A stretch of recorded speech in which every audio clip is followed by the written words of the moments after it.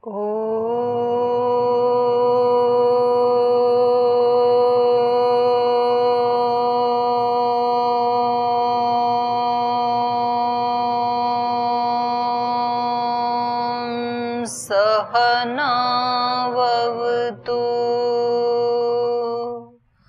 सहनौ भुनक्तु सह वीर्यं करवावहै तेजस्विनावधीतमस्तु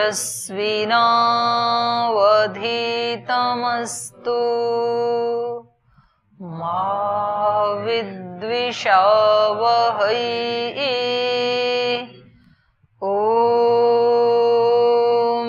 शांति शांति शांति।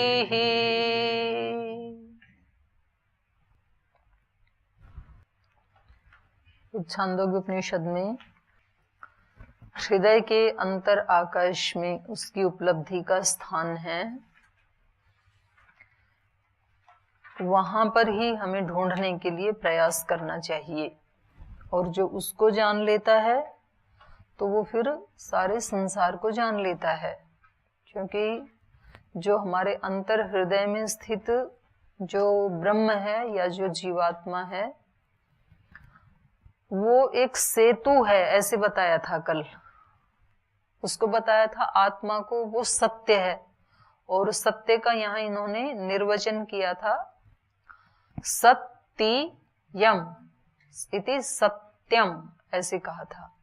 तो 3 अक्षर हैं उसमें सत्य में। तो सत्य जो अक्षर है उसका अर्थ है अमृतम, अमर, अविनाशी, अर्थात ब्रह्म, शाश्वत जो है वो है सत्य। ती का अर्थ था मरणशील, अथयति तन्मर्त्यम। जो इसमें ती है वो उस अक्षर का अर्थ है मरणशील, अर्थात संसार। संसार विनाशशील है, मरणशील है। और जो यम है वो इन दोनों को जोड़ने वाला है। तो सत्यम में ही ये तीनों आ जाते हैं। सत्यम जो शब्द है उसमें ब्रह्म भी आ गया और ये मरणशील संसार भी आ गया, और इन दोनों का जो सेतु है यम, आत्मा, आत्मा इन दोनों को जोड़ने वाला है। आत्मा जब बाहर की तरफ झांकता है तो संसार दिखाई देता है, और अंदर की तरफ झांकता है तो ब्रह्म दिखाई देता है। बीच में आत्मा खड़ा है, तो इन दोनों को जोड़ने वाला है।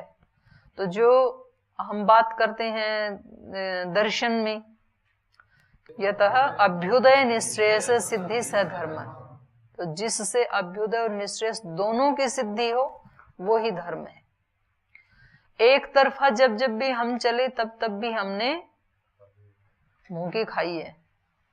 क्योंकि जैसे देश को हजारों वर्ष तक गुलाम रहना पड़ा, किसी देश का इतिहास नहीं है कि कोई इतने लंबे समय तक गुलाम रहा हो, लगभग 1000 वर्ष तक। तो उसका कारण क्या था? पहले समृद्धि की कमी नहीं थी, ज्ञान की कमी नहीं थी, और हमारे ऋषियों ने जो उच्च कोटि का ज्ञान प्राप्त किया वो उस परम तृप्ति की अवस्था में किया। क्योंकि जो आदमी तृप्त नहीं है, जिसके पास कुछ भी नहीं है, तो वो उससे उपरत भी नहीं हो पाता है। उपरत वो ही हो पाता है जिसने उसके सार को जान लिया है। तो हमारे यहाँ समृद्धि का तो कोई अंत तो था नहीं, इतनी समृद्धि थी।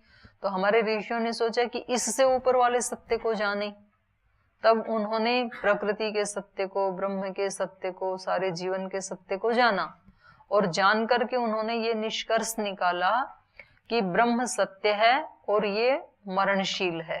असत्य मतलब अनित्य। जगन मिथ्या जो कहा, तो वो मिथ्या का मतलब ये नहीं कि है नहीं, मिथ्या का मतलब है अनित्य। तो ब्रह्म सत्यम जगन मिथ्या, ऐसे जो कहा कि ब्रह्म ही सत्य है, अर्थात अविनाशी है, शाश्वत है, और ये जगत कैसा है? अनित्य है। तो अनित्य के साथ अनित्य जैसा व्यवहार करो, नित्य के साथ नित्य जैसा व्यवहार करो, ये उनका कहना था। लेकिन उसको सुनते सुनते, कोई चीज मैंने बताई ना, बार बार सुनते सुनते सुनते जाते हैं तो वो हमारे क्या बन जाते हैं? बिलीव्स बन जाते हैं हमारे, वैसी ही धारणाएं बन जाती हैं हमारी। तो उन ऋषियों का तो ये कहना सत्य था, क्योंकि उन्होंने दोनों छोर को देखा और उसका सत्य हमारे सामने रखा। लेकिन हमने एक सत्य को भी नहीं देखा, ना तो जगत को ठीक से हम पकड़ पाए और ना तो ब्रह्म को ही हमने देखा, और हम भी क्या कहने लग गए, ब्रह्म सत्यम जगत मिथ्या। ये सब बेकार है। आपने कितना सुना होगा लोगों से कि सारे अपराधों का जड़ क्या है, धन, ऐश्वर्य। सारे अपराधों का यही मूल कारण है, इसलिए इससे दूर रहो। अरे धन के पीछे मत पड़ो भाई, ये धन तो नरक में लेके जाएगा, गर्त में लेके जाएगा। ऐसे ऐसे कहावतें मतलब अब तक सुनी हमने, तो हमारे भी ऐसे ही मन में फिर वो धारणाएं बन गई कि धन तो बहुत खराब चीज है। वो वास्तव में क्या है, उससे कितना, वो एक साधन है, उससे क्या साध्य उपलब्ध हो सकता है, क्या सिद्धि मिल सकती है हमें। साधन तो किसी साध्य से मिलाने के लिए होते हैं ना, तो केवल साधन को पकड़े बैठे रहें तो भी साध्य उपलब्ध नहीं होगा, और साधन की अवहेलना कर दें तो भी साध्य प्राप्त नहीं होगा, क्योंकि साधन से ही तो साध्य मिलता है ना। जैसे शरीर भी हमारा एक साधन है, अब शरीर ही नहीं है तो वो कहाँ आत्म साक्षात्कार करेगा और कहाँ ब्रह्म का साक्षात्कार करेगा। तो शरीर क्या है, साधन, तो साधन को साधन जैसे प्रयोग करो। तो शरीर की अवहेलना नहीं करनी चाहिए, लेकिन साधन को ही पकड़ के बैठे रहे। नौका साधन था उस पार पहुंचाने का, और नौका में बैठे रहे कि नहीं मैं इसको नहीं छोड़ सकता हूं, नौका को, इतनी सुंदर नौका है ये तो फिर वहां साध्य तक पहुंचोगे कैसे, जहां आपको जाना था नौका के माध्यम से जाना था। तो जब दूसरा किनारा आ गया तो नौका को छोड़ दो। अब तो हम उसको छोड़ते नहीं है। तो कुछ लोग बोले हम इसको छोड़ेंगे ही नहीं, संसार को, उसको पकड़ के बैठे रहे, उन्होंने आध्यात्मिक उन्नति नहीं की। कुछ लोगों ने इसको बिल्कुल छुआ ही नहीं, बोले ये तो सब बेकार है, असत्य है, तो वो उसमें लगे रहे। इसलिए फिर उपनिषद को कहना पड़ा, अंधन तमः प्रविशन्ति ये अविद्याम उपासते ततो भूय इव ते तमो ये वो विद्यायाम रता। उससे भी ज्यादा अंधकार में वो प्रवेश करते हैं जो केवल मात्र विद्या में ही रत हैं। तो दोनों का बैलेंस बनाने का ही उपदेश हमारे उपनिषद भी देते हैं, दर्शन भी देते हैं और वेद भी देते हैं। तो यहाँ बहुत स्पष्ट किया ऋषि ने, जो भौतिक संसार है, एक स्पिरिचुअल संसार, आध्यात्मिक संसार होता है, और दूसरा एक भौतिक संसार है। तो इन दोनों का कॉम्बिनेशन होना चाहिए। एक साधन रूप है, एक साध्य रूप है। तो साधन से साध्य को प्राप्त करना है, तो उसको ठीक रखना है हमें। कितने बार सोमनाथ के मंदिर को लूटा गया, हर बार आते रहे हमला करने वाले, और हर बार वहां रहने वाले लोग क्या कहते रहे, बोले भगवान आशुतोष अपने आप रक्षा करेंगे, क्योंकि वो भी तो हैं, तो हमें तो कोई आवश्यकता ही नहीं है। तो भगवान आशुतोष ने आपको किस लिए रखा है यहाँ पे, आपका भी तो कोई कर्तव्य होगा। तो ऐसे कह के लुटवाते रहे। बोले हाँ कोई नहीं, लेके भी जाए तो हमारे लिए क्या है ये सब, ये हीरे मोती हमारे लिए तो कंकर पत्थर हैं। तो विदेश वाले बोले आपके लिए होंगे कंकर पत्थर, हमारे लिए तो हीरे मोती हैं। तो भर भर ले गए, देश हो गया कंगाल। तो फिर अब जाते हैं विदेश में धन कमाने के लिए, तो पहले दिया क्यों था उनको, क्योंकि धन तो एक साधन है ना, साधन के बिना आप साधना करोगे कैसे।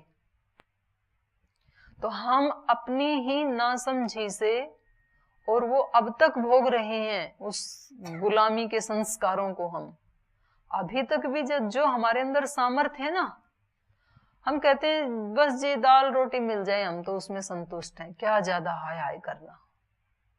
और जो हम यहाँ पवित्रता पूर्वक रह रहे हैं, गुरुकुल में ब्रह्मचर्य पूर्वक रह रहे हैं, अपना ध्यान करते हैं, भजन करते हैं, थोड़ा बहुत क्लास में स्वाध्याय हो जाता है, उतना ही काफी है। याद क्या करना, रे शक्ति तेरे को मिली इसलिए तेरा कर्तव्य है याद करने का। किसी ने इस सत्य को खोजा, फिर वहां से उसको तेरे तक लाया गया, तो किसी ने जिंदा रखा उस विद्या को, तब तो तेरे तक पहुंची है। अब तेरा भी तो कर्तव्य है इस विद्या को आगे तक बढ़ाने का, आगे तक जिंदा रखने का। ये जिंदा तभी तो रहेगी अगर तू इसको आत्मसात नहीं करेगा तो जिंदा कैसे रहेगी? तो हमारा कर्तव्य है ना सबका। हम दूसरों के कर्तव्यों को बहुत ध्यान देते हैं, नेताओं को ऐसे करना चाहिए, ऐसे होनी चाहिए। देश में राजनीति अभी तो पता नहीं किस किस मुद्दे पे राजनेता झगड़ रहे हैं। देश के नौजवानों को ऐसा होना चाहिए सीमा पे, देश के पत्रकारों को ऐसा होना चाहिए, देश के अध्यापकों को ऐसा होना चाहिए, तब बच्चों में संस्कार आए। देश के वकीलों को ऐसा होना चाहिए कि वो किसी भी असत्य का पक्ष ना लें, असत्य को ना जिताएं। देश के डॉक्टरों को ऐसा होना चाहिए। सबके कर्तव्य पता है हमें, किसको कैसा होना चाहिए। सबके स्क्रिप्ट लिख देंगे हम 2 मिनट में, किसको कैसा होना चाहिए। मेरा कैसा होना चाहिए वो मुझे नहीं पता है, मेरे वाली और दूसरा लिखता है फिर कि इनको ऐसे होना चाहिए, और कोई किसी की देखता नहीं है। ये एक और मजेदार बात है, सब दूसरे की लिखने में लगे हैं, वो देखता नहीं है आपकी लिखी हुई। तो आप कहते हो क्या करें, राजनेता तो सुनते ही नहीं है हमारी बात। नहीं तो हम चला दें राजनीति, तो हम बता दें कैसे चलती है, तो सुनते तो नहीं है कैसा होना चाहिए। डॉक्टर हमारी सुनते नहीं है, अध्यापक हमारी सुनते नहीं है, संगठन वाले हमारी सुनते नहीं है, नहीं तो हम बता दें कैसे करना चाहिए। वो कहते पहले तुम तो सुन लो, तुम्हें कैसे होना चाहिए। वो हमारी लिखने में लगे हैं, हम उनकी लिखने में लगे हैं। तो हमें ऋषि यहाँ पर एक बुद्धि दे रहे हैं कि दोनों का अपनी अपनी जगह महत्व है। साध्य का भी महत्व है, साधन का भी महत्व है, भौतिक संसार का भी है और आध्यात्मिक का भी है। यदि आपको सत्य को जानना है तो तानी हैवा एतानी त्रीणि अक्षराणि सत्ति यम इति तद्यत् सत् तदमृतम अथ यत्ति तन्मर्त्यम अथ यत् यम तेन उभे यच्छति यदनिन उभे यच्छति तस्माद अहर अहर वा एवं विद स्वर्गम लोकम एति। और जो इन दोनों को जानता है, इन दोनों को जोड़ के रखता है, तो वो अहर अहर स्वर्ग लोकम एति, तो वो प्रतिदिन प्रतिपल सुख की अवस्था में रहता। जिसको पूरा ज्ञान है, इसका भी ज्ञान है उसका भी ज्ञान है, तो वो कैसे रहेगा फिर? स्वर्ग लोकम एति, वो स्वर्ग लोक को प्राप्त कर लेता। स्वर्ग लोक अपने अंदर ही है। वो सुख अपनी आत्मा के ज्ञान को जान लिया तो फिर दूसरा तो अपने आप ही जाना जाएगा कि मेरी आत्मा से अतिरिक्त जो भी है वो सब क्या है, मेरे लिए साधन है। तो साधन की निंदा नहीं है, साधन साधन के रूप में बहुत अच्छा है, लेकिन मेरे लिए साध्य क्या है? अपने स्वरूप को जानना और ब्रह्म के स्वरूप को जानना। तो ऐसे इसी एक सूत्र को हम अपने पूरे जीवन में अप्लाई कर सकते हैं, फिट कर सकते हैं। सुबह से शाम तक हमें पता होना चाहिए कि मेरा साध्य क्या है, साधन क्या है। तो दोनों चीजों से हमारा पूरे दिन वास्ता पड़ता है। आप पढ़ाई कर रहे हैं, ये पढ़ाई आपका साधन है, और इस पढ़ाई से जो प्राप्त करना है, जो आत्मोन्नति करनी है, जो अपने आचरण की उन्नति करनी है, लोग आप पे विश्वास करें, लोगों की दृष्टि में आप विश्वास पात्र बने, वो उसका साध्य है कि यदि इन्होंने ये पढ़ा है तो इनका आचरण ऐसा होना चाहिए, ये उसका साध्य है। आप खाना खाते हैं वो साधन है, उससे शरीर स्वस्थ रहे ये उसका साध्य है। आप सोते हैं वो निद्रा साधन है, उससे शरीर स्वस्थ रहे ये साध्य है। आपने ब्रह्मचर्य की दीक्षा ली है, ब्रह्मचर्य का पालन करना ये साधन है, और उससे ब्रह्म को पा लेना वो साध्य है। तो हमारा हर कर्म, हर क्रिया क्या है? साधन है। चाहे वो क्रिया हम शरीर से कर रहे हैं या मन से कर रहे हैं, हम सेवा कर रहे हैं संगठन में, ये क्या है? साधन है। और सेवा से मिलने वाला सुख, संतुष्टि, आत्म तृप्ति वो उसका साध्य है। यदि संगठन आदि में सेवा करते हुए, समाज में सेवा करते हुए तृप्ति नहीं मिल रही है, आत्म संतुष्टि नहीं मिल रही है, बल्कि और ज्यादा झगड़े खड़े हो रहे हैं, बल्कि और ज्यादा हम पहले की अपेक्षा अशांत हो गए हैं, तो फिर ये सेवा नहीं है। क्योंकि सेवा तो एक साधन है, फिर कहीं ना कहीं आपके साधन में कोई फॉल्ट आ गया है। गाड़ी एक साधन है ना, उससे हम यात्रा करते हैं, जाते हैं, यहाँ से हरिद्वार जाते हैं, रुड़की जाते हैं, कहीं भी जाते हैं, और उसमें यदि कोई फॉल्ट आ गया, टायर पंचर हो गया, कोई त्रुटि आ गई उसमें, तो फिर वो यात्रा थोड़ी करवाएगी। देखने में तो गाड़ी वैसे की वैसी है, लेकिन उसमें कोई तो त्रुटि आ गई। तो यदि यात्रा करनी है तो क्या करना पड़ेगा? फिर पंचर लगवाना पड़ेगा, आपको चेकअप करना पड़ेगा अपने टायर को, और चेकअप करोगे तब आपको लगेगा पता कि यहाँ तो पंचर है, तो फिर उसको चिपका के भर के फिर आपको आगे चलना है। तो पंचर जब लगाते हैं, चिपकाते हैं, तो पता है ना उसकी प्रक्रिया का कैसे होता है? हाँ, और ट्यूब को घिस के, वो साइकिल का तो मुझे पता है, उसमें फिर वो भरते हैं हवा पंप से साइकिल वाली ट्यूब में, तो क्योंकि मेरा अनुभव है कॉलेज जाते समय कई बार का, और फिर वो उसमें डुबो डुबो के देखते थे, पानी का जो कुंडा है ना ट्यूब को, उसमें हवा भर के, तो जहां जहां भी वो पंचर होगा वहां फिर एक आवाज आती है, बिड़ बिड़ बिड़ की आवाज आती है, बुलबुला उठता है पानी का। तो हमें चेक करना पड़ेगा कि ये बिड़ बिड़ की आवाज कहाँ से आ रही है, जो शिकायतें हैं ना मेरे जीवन में, ये कहाँ से आ रही हैं, तो पता लगेगा कोई ना कोई तो मेरे अंदर अपेक्षा है इन लोगों से, तो कहीं ना कहीं सेवा में त्रुटि आ गई, इसलिए शिकायत ये आवाज आ रही है। तो जहां आवाज आ रही है वहां पर वो लगाना पड़ेगा, फिर ऊपर चिपकाना पड़ेगा गूंद से। तो वो गुरु वाक्य, वेद वाक्य, शास्त्र वाक्य, वो ही उसको चिपकाने का एक साधन है, यही हमारी रक्षा करते हैं, उन त्रुटियों को ये पूर्ति करते हैं। तो जहां साधन में कहीं दिक्कत आती है तो फिर साध्य नहीं मिल पाएगा। तो ये बहुत ही एक अच्छी दृष्टि दी है हमें कि हमें दोनों का बैलेंस बनाना है। अनेन उभे यच्छति तस्माद यम अहर अहर वा एवं वित्त स्वर्गम लोकम एति। इसलिए प्रतिदिन ऐसा जो अपने आप को जानने वाला है, एवं वित्त माने आत्मवित्त, जो इस सत्य को जानने वाला है, जो उस हृदय आकाश में अपनी आत्मा को ढूंढ चुका है और इस शरीर के सत्य को भी जो जानता है, वो स्वर्गम लोकम एति, वो स्वर्ग लोक को माने सुख की स्थिति को वो प्राप्त कर लेता है। संतुष्टः सततम योगी, योगी कैसा रहता है? सतत संतुष्ट, शिकायत नहीं होती है उसके जीवन में, वो सतत संतुष्ट रहता है। और संतुष्ट किससे रहता है? आत्मनि एव आत्मना तुष्ट, अपनी आत्मा में अपने आप से ही संतुष्ट रहता है, क्योंकि बाहर वाली जो तुष्टियां हैं वो तो अनित्य हैं, अस्थायी हैं, कभी मिलेंगी कभी नहीं मिलेंगी। उनसे यदि हम सुखी दुखी होंगे तो मिलेंगी तब तो हम संतुष्ट होंगे, और जब छिन जाएंगी तो असंतुष्ट होंगे। लेकिन जब हम उनके मोहताज ना हो करके अपनी ही आत्मा में अपने आप से ही संतुष्ट कैसे रहा जाए, इसको जान लेंगे, तो फिर हम उन वस्तुओं के आने पे भी संतुष्ट रहेंगे, उनके जाने पर भी संतुष्ट रहेंगे। क्योंकि आना जाना ये जगत का नियम है, वस्तुएं आएंगी भी, जाएंगी भी, मिलेंगी भी, बिछुड़ेंगी भी। कभी हमारी मन में जो हमने सोचा था वैसा होगा भी, कभी नहीं भी होगा। तो हम उस स्थिति में अपने आप को केवल तभी संभाल के रख सकते हैं। अथ यह आत्मा स सेतु, इसलिए ये जो आत्मा है हमारा, ये क्या है? सेतु है, पुल है, ये दोनों को मिलाने वाला है, ब्रह्म को भी और संसार को भी।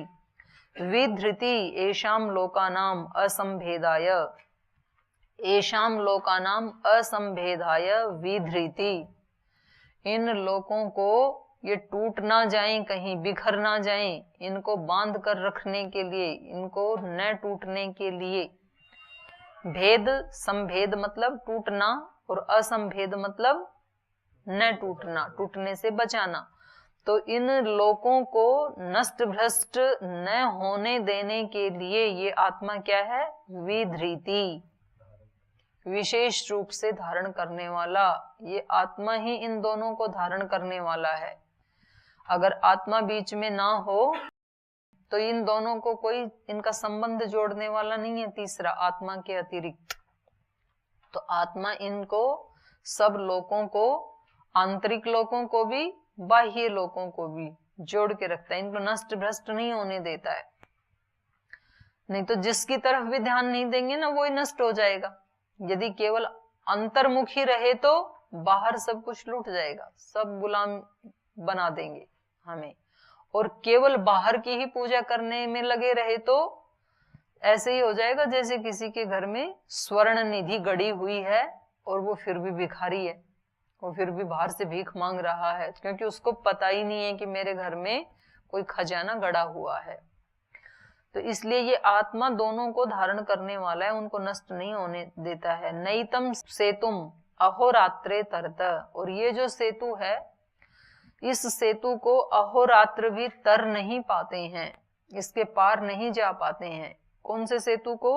आत्मा को। ये जो आत्मा है काल भी, अहोरात्र मतलब यहाँ पर काल समय, अहोरात्र मिलकर के काल का निर्माण करते हैं ना, तो बाकी की तो सारी वस्तुएं हैं जिनको काल खा जाता है, नष्ट कर देता है, लेकिन आत्मा ऐसा है, ये ऐसा सेतु है, काल उसके पार नहीं जा सकता, अर्थात उसको नष्ट नहीं कर सकता है। सब चीजों को काल नष्ट कर देता है, समय के साथ सब वस्तुएं नष्ट हो जाती हैं, सब काल के गाल में जा रही हैं।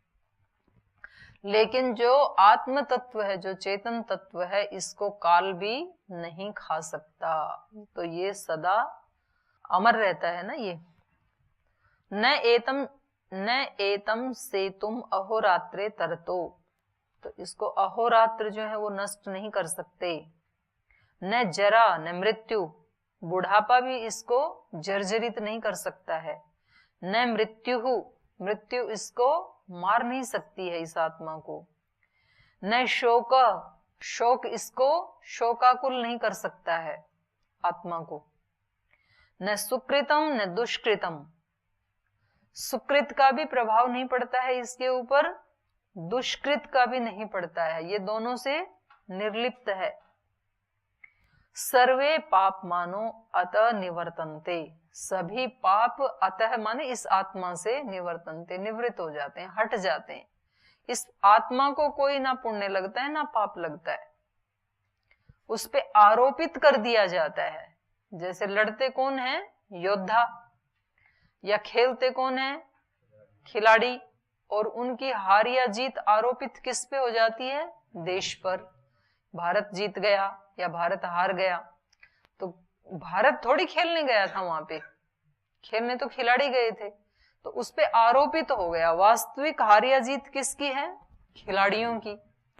योद्धा लड़ रहे थे सीमा पे, लेकिन क्या कहेंगे कि वो देश हार गया, भारत जीत गया, तो भारत थोड़ी सीमा पे लड़ने गया था, लेकिन योद्धाओं की जीत क्या है? भारत की जीत है। तो ऐसे ही यहाँ पर ये सुकृत दुष्कृत ये जो भी हैं, ये सब आत्मा इनसे निर्लिप्त रहता है, लेकिन आत्मा पे ये आरोपित कर दिए जाते हैं, कह दिया जाता है। ऐसे पुण्य करने वाले को कह दिया जाता है ये पुण्य आत्मा है, पाप करने वाले को कह दिया जाता है ये पाप आत्मा है, लेकिन वास्तव में तो वो उससे निर्लिप्त रहता है। क्योंकि यदि वो उससे लिप्त होने लगता ना, तो फिर वो परिणामी हो जाएगा कि वो कभी पाप करे तो पापी बन जाएगा, कोई पुण्य करे तो पुण्य आत्मा बन जाएगा, तो फिर वो तो परिवर्तनशील हो गया। और जो परिवर्तनशील होता है वो अनित्य होता है, वो नष्ट हो जाता है। एक ना एक दिन जो परिवर्तनशील है वो एक दिन तो नष्ट भी होगा, तो वो नाशवान भी हो जाएगा। तो इतने सारे दोष आएंगे यदि आत्मा में हमने इन सब चीजों को मान लिया, तो पुण्य पाप आदि को मान लिया तो। इसलिए पुण्य पाप से ये क्या है? निर्लिप्त है। सर्वे पाप मानो अतः निवर्तन्ते, सभी पाप इससे निवृत्त हो जाते हैं। पाप का मतलब है पुण्य भी, फिर एक कह दिया तो दूसरे का अध्यार अपने आप हो जाएगा। इसलिए कहा अपहत पापमा ही एष ब्रह्मलोकः। तो ये जो ब्रह्मलोक है, ब्रह्मलोक मतलब आत्मलोक, ये जो आत्मलोक है ये कैसा है? अपहत पापमा, पापों से रहित, पाप से भी रहित है, पुण्य से भी रहित है। पुण्य वाला स्वर्ग लोक, पाप वाला नरक लोक, पाप पुण्य मिश्रित वाला पृथ्वी लोक, और पाप पुण्य दोनों से ही निवृत्ति वाला ब्रह्मलोक।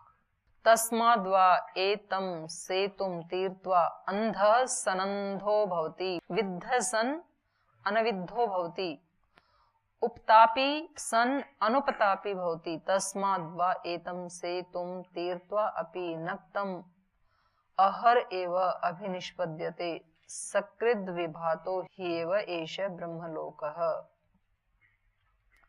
तस्माद् वा एतम सेतुम तीर्त्वा, इसलिए इस सेतु को तीर्त्वा पार करके, इसको जान करके, इस सेतु को जान के माने इस आत्मा को जान करके, सेतु मतलब आत्मा, इस आत्मा को जान करके इसका परिणाम क्या होगा? जब हम आत्मा को जान लेंगे तो अंध सन अनंधो भवति, जो अंधा होता है ना, तो वो अंधा होते हुए भी क्या हो जाएगा? अनंध, आंखों वाला। मन की आंखें खुल जाएं तो क्या करना? और ज्ञान का।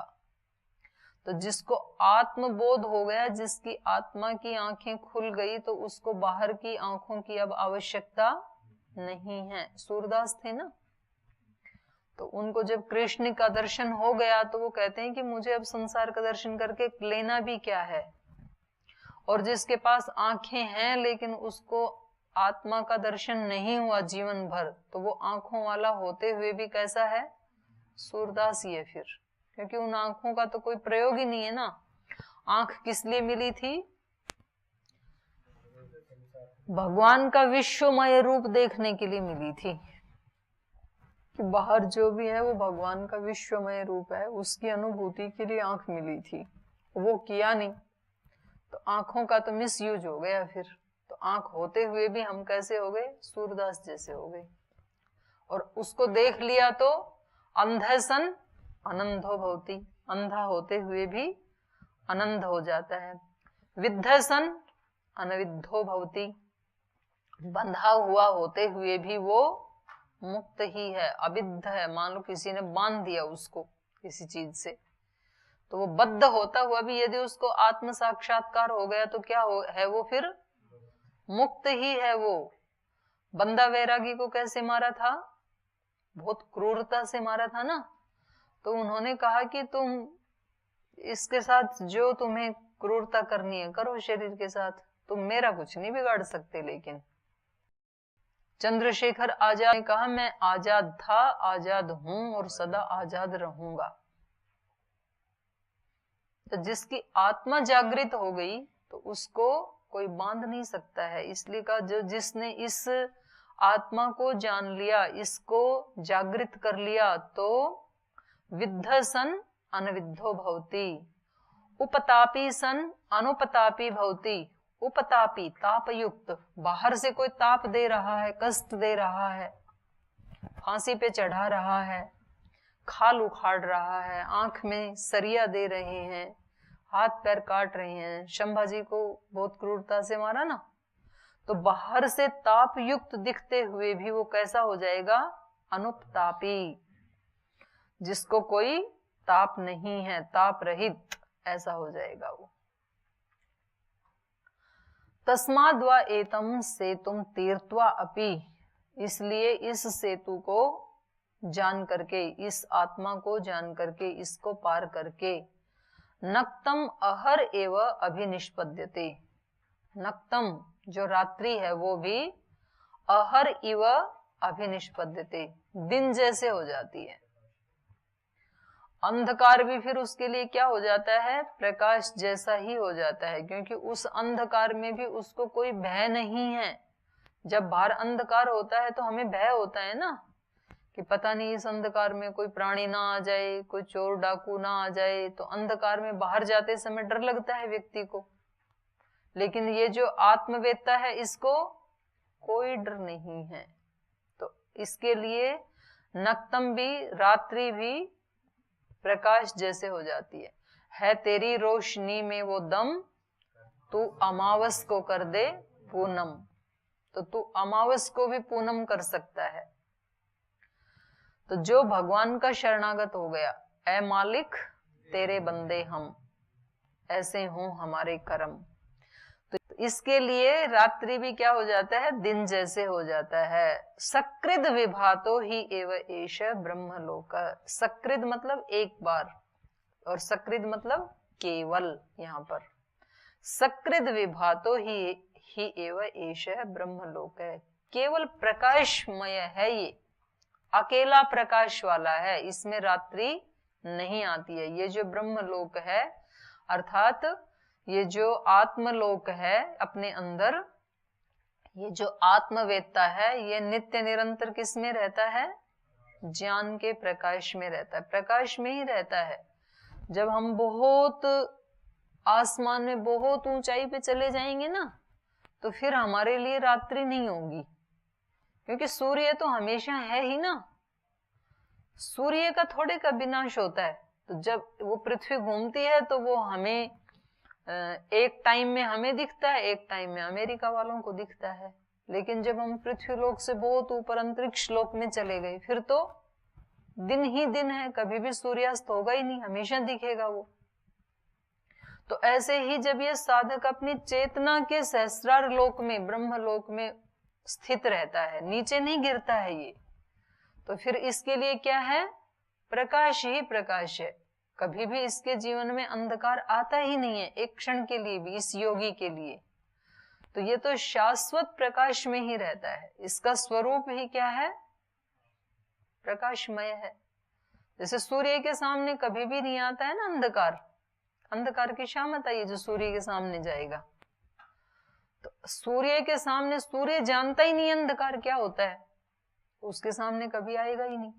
तो ऐसे जो आत्मवेत्ता योगी है, उसके सामने अज्ञान कभी आएगा ही नहीं, अविद्या कभी आएगी ही नहीं, कोई दोष उसके यहाँ आएगा ही नहीं, क्योंकि सूरज के सामने कैसे अंधकार आ सकता है।